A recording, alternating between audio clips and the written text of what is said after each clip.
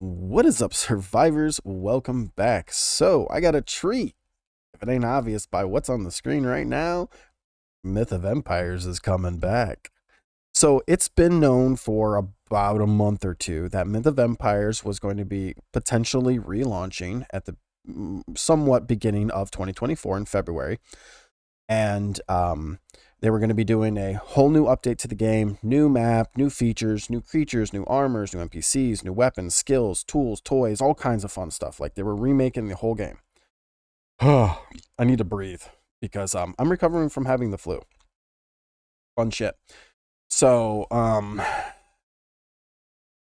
they announced the announcement trailer today. So if you guys aren't familiar with the game, it came out in late 2021, November. I just had to look at it real quick.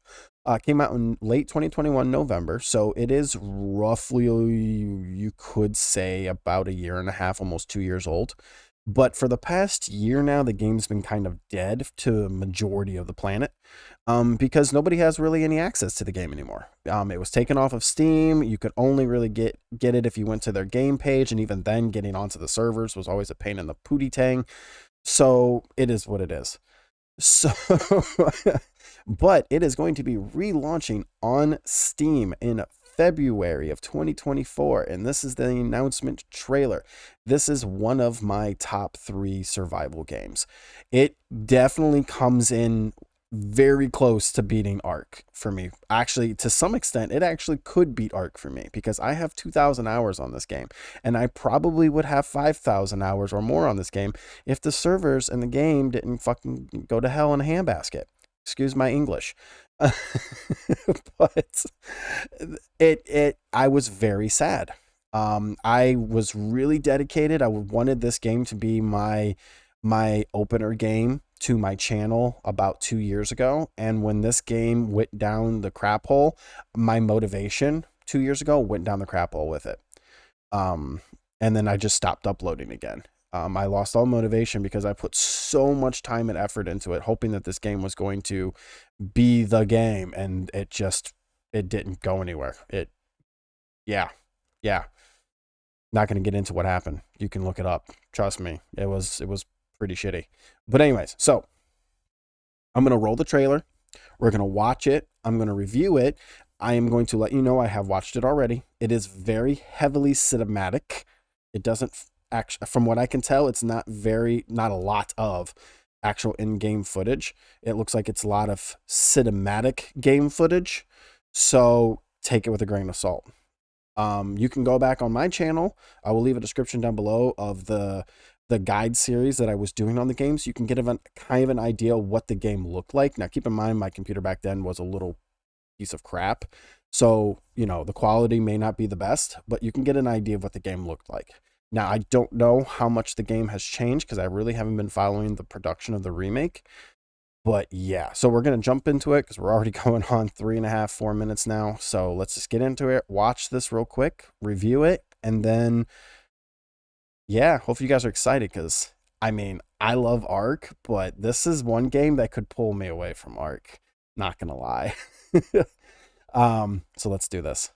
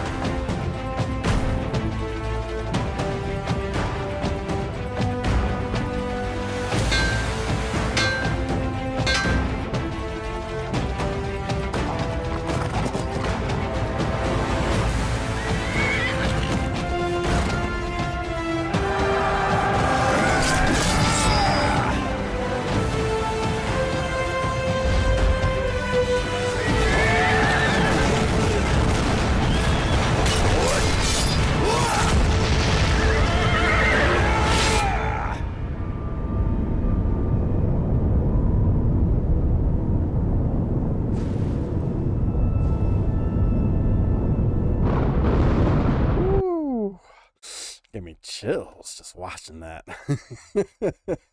But anyways, sorry about that. Had to cut my cough out there. Still got a nasty cough.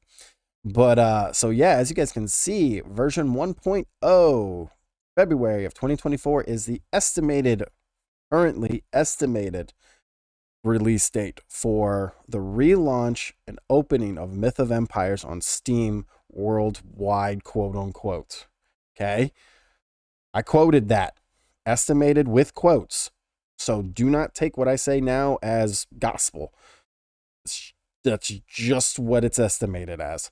I'm excited for it, guys. So I'm going to review this real quick. All right, so we're going to go to the beginning, roughly about here. So this, all right, I'm almost positive there was no climbing. I'm almost positive there was no climbing in the first game. So this looks like something new. This is new. This was not in the game. There was no gliders. Okay. This is not new. This could be one player with 4 NPCs following him, which was a thing. But let me rephrase that. One player riding an NPC with 8 NPCs following him, because each of the horses are an NPC that belong to you, and each of the people riding those horses are an NPC that belong to you, that you can tell to get on and off those horses at will. It is so much fun. War Elephants, to give you a time frame of the last time I played, it was about a month or 2 after they came out. That's when I stopped playing. Not like hardcore stopped, but that's when I officially started getting a little meh. So the War Elephants with the War Saddles. Looks like they got ballistas up top, and then they got the little jammers, the rammers and stuff on the side to attack people. That thing is new to me. That looks like a giant chariot being pulled by an elephant. Yep. Or it could just be following it. It's really hard to tell from this angle. So farming in the game, this is how farming was in the game. You had these big fields that you would have to take control of in the open world of the map, and then you would have to basically keep them under your control. Now, in a PvE situation, you basically, everybody else on the server got screwed. Unless you were willing to share or trade resources with them, they were shit out of luck. So they either had to wait for a farm to open that somebody didn't claim, or have to trade with somebody who owned a farm because they claimed the land. The cutter, the boss saw, was for harvesting resources on the ground, bushes, berries, rocks, trees, and all that stuff. But it wasn't in the original game. At least when I quit, it wasn't. It was always talked about being added, but it never got added as far as I remember. Remember, I quit and stopped following updates shortly, like a month or 2 after elephants and rhinos were tameable. Base building hasn't changed, but here's the thing that I'm confused about. These are farms, but these aren't on farmlands.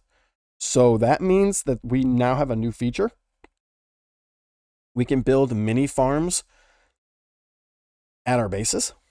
And these aren't players, by the way. Okay, I'm going to turn this down when I play this.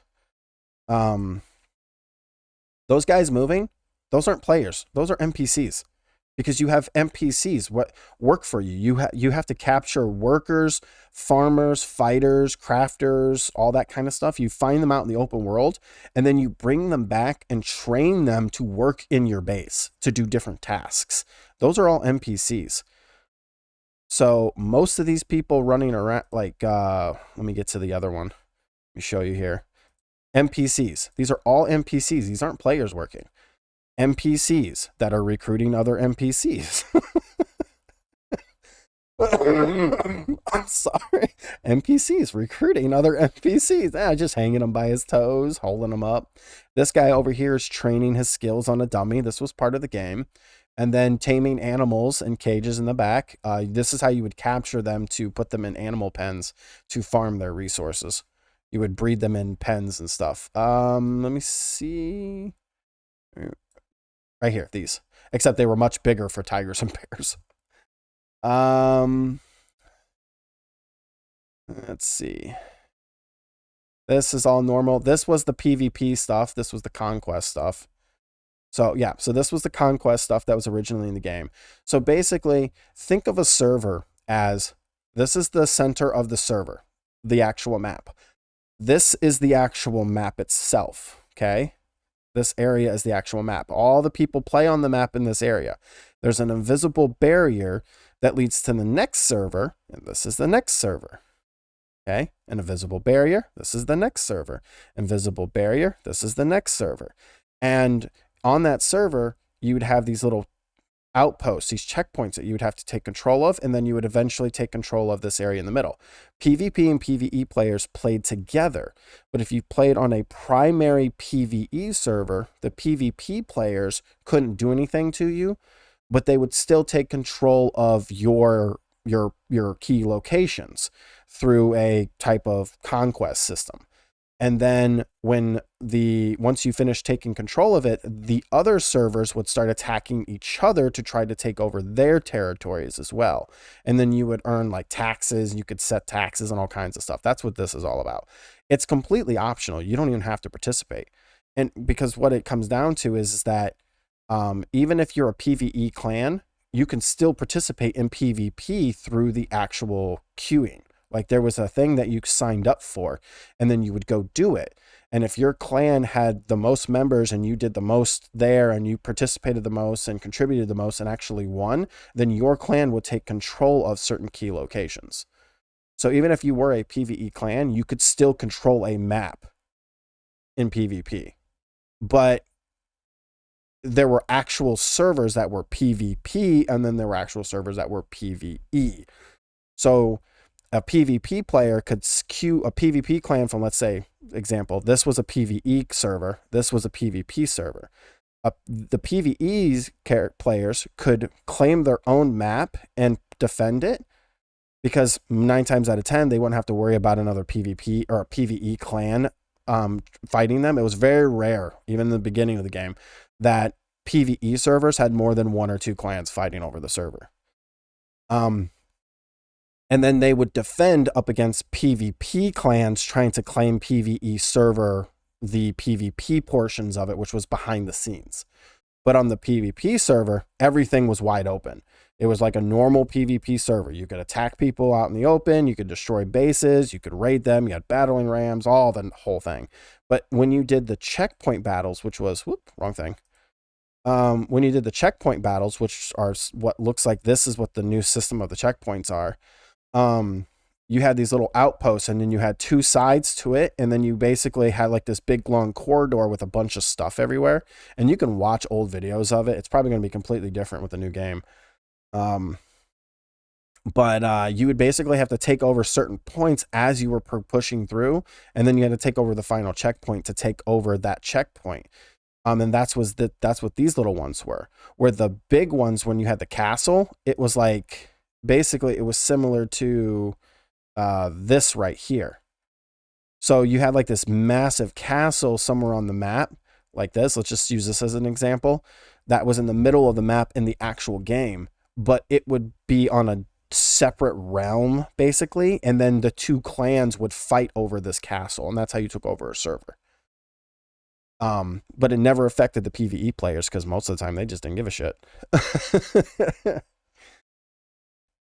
But yeah, I am excited. It looks like we might be getting boats. Maybe? I don't know. This might just be cinematic right here, just for the show. And volcanoes, I don't ever remember there being a volcano in the game. This was probably the new map. But I don't know about you guys. I'm excited. I'm going to stop beating around the bush now because it's going on 15 minutes though. But I just want to let you guys know Myth of Empires is coming back in February. I'm excited. The announcement trailer is here. If you guys are excited for it as well, or want to follow along for more updates about the game as it starts getting closer, don't forget to follow the channel. You can find all my links down below. You can also follow me on Discord. Other than that, guys, take care. See you later. Catch you in the next one.